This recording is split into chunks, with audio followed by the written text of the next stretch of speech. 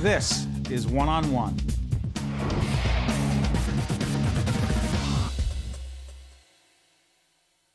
Newark at a Crossroads is honored to be joined by Reverend Dr. William Howard Jr., pastor of Bethany Baptist Church, formed in the 1870s. 1871 is the official organizing date, 143 years. The first Baptist congregation founded by the people of African descent in Newark. That's right. And after the riots of 1967, tell us something important that happened with that church.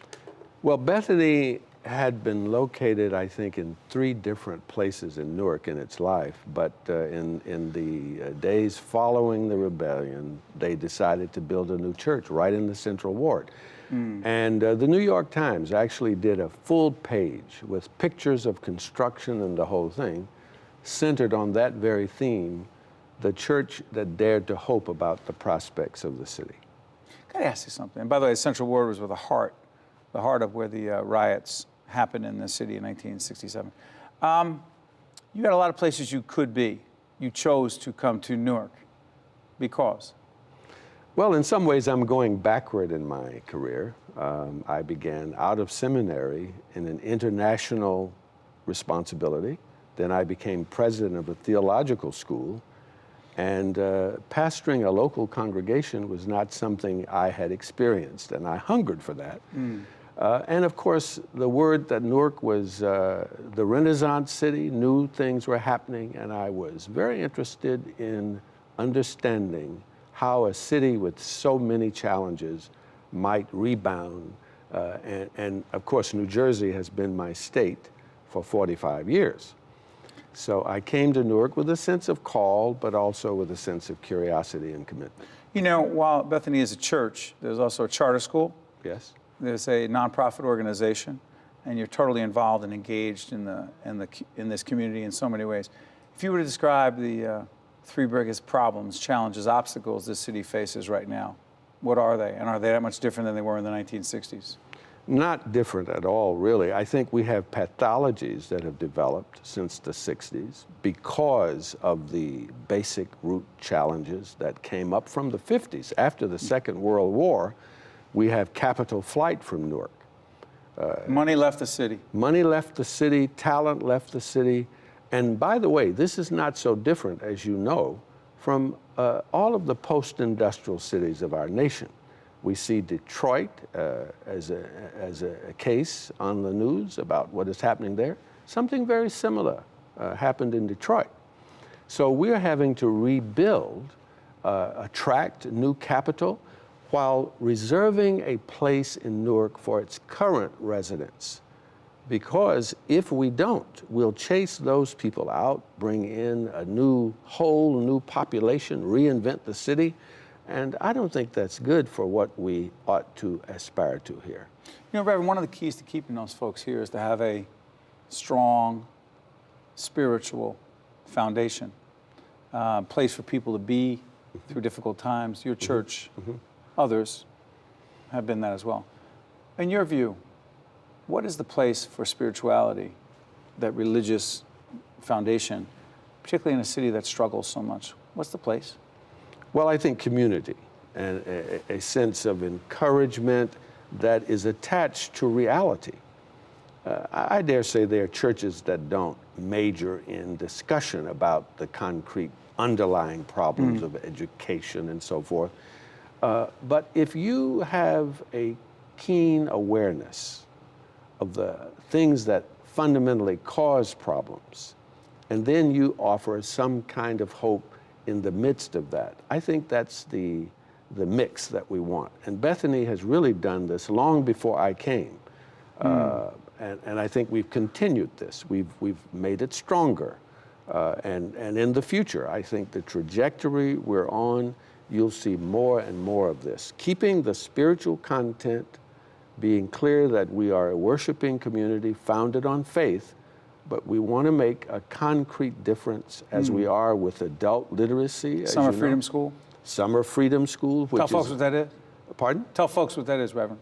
Well, the Freedom School is associated with the Children's Defense Fund today, but it was really begun in 1964 in Mississippi. Students came from all over the country teaching young black children in segregated Mississippi Shakespeare and Plato and all those wonderful things about the world that public education in Mississippi simply did not provide or allow. And so Marion Edelman, recognizing the deficits in these post-industrial cities, mainly in the North, inaugurated the Freedom School back in the 80s. We've sent our young people to Tennessee to be trained by her organization. And now we've just completed 8 years of the Freedom School. 1 year we were crazy. We had 150 kids in the church, which was just too many. The demand is there. Yes, so we've decided 75 kids, and all we focus on, Steve, is increasing your love of reading and developing a sense of community service. And we always go over our limits, so this year we had 85 kids. We have slightly more boys than girls. Right. And we don't play basketball. We don't go swimming. We hit the books, and yet we have a long list of people waiting to get in. Reverend, I need to ask you this. While Bethany is doing these tremendous things that go outside of what some of us would like to see our church expand some of our efforts, but that's another story. I need to ask you this. With so much violent crime in and around the community that your church resides in, how do you stay so positive, or how do you keep the congregation so positive when they see so much crime, murder, particularly of young people, drugs, gang violence?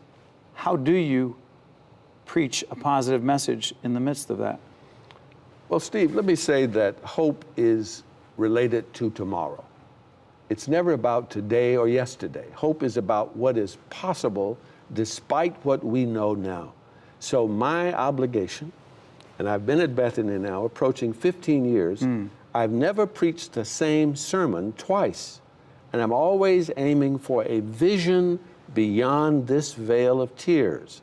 Now again, it's an empty vision if people think the preacher is not conscious of these problems. We are just a few blocks from the youth detention center. As you say, crime is all around us. Now, okay, but for every negative thing we hear about Newark, as a person who knows Newark, you know there's something good happening. So then I have to bring more attention to the good things that are going on. University Heights Charter School, I am a founder. Let me just say, today, we are anticipating in September a ribbon cutting for an upper school. So we've had a great run at the primary grades, but the demand for what we offer there, which has to do with ethical living, not about religion, ethical living. Ethical living. A demand for that too. Oh my Lord, the way parents want this for their children, the excitement in the children's faces. So you're chipping away little by little, highlighting the positive things you do, and hopefully keeping people focused on what is possible. Reverend Howard, you know, growing up around here, those of us who are part of the city, always known the difference that you've made. And it is an honor that you make. And so it's an honor to have you as part of this series, Newark at a Crossroads, because since the city's at a crossroads, we need leaders like you keeping us on the straight and narrow. Thank you, Reverend. Well, you're very kind. Thank you, Steve. You honor us. Stay right there. Okay. We'll be right back from NJIT right after this. Thank you, Bill.